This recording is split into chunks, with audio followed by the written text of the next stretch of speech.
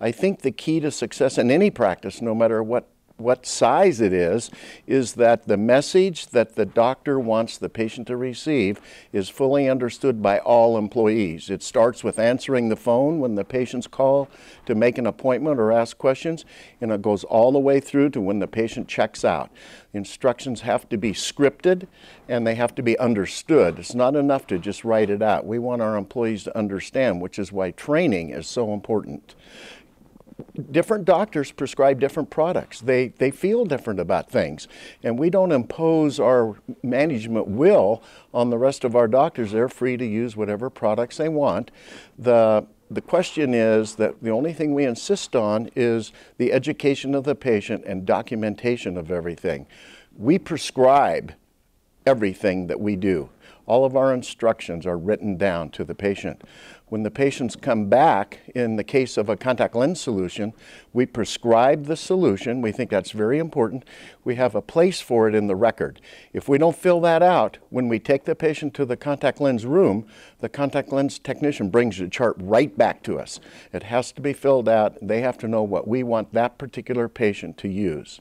And then when the patient comes back to see us, we can do the follow-up and say, okay, now tell me about your contact lens solution. It's like a little test for our patients.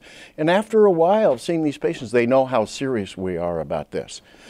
We tell the patient that we are specifically prescribing a particular contact lens and why, what the attributes are. We are prescribing a particular contact lens solution and why, what the attributes are, and why they need to continue to use that. And we certainly talk about killing bugs. We know that for the patient, probably comfort is the most important thing, but for us, it's the disinfecting that's the most important thing. So we try to balance both of those subjects so that the patient understands what we're talking about. For me, the most important thing is disinfection. And so if I feel that one particular solution, which I do, does better in that job, then I'm going to switch the patient and again explain why. That's the most important thing.